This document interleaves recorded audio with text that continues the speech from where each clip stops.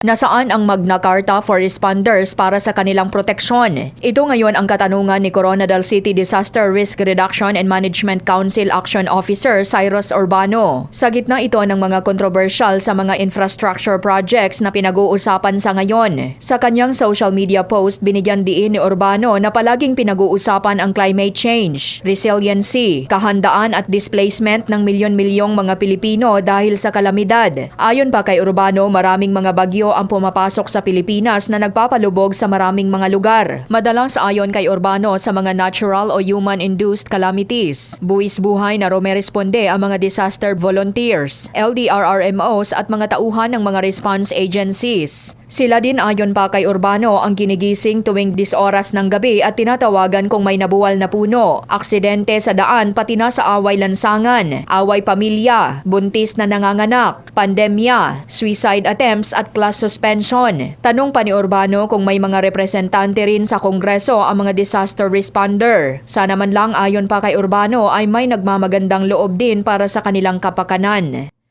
Kimberly Bandoy, NDBC Bida Balita.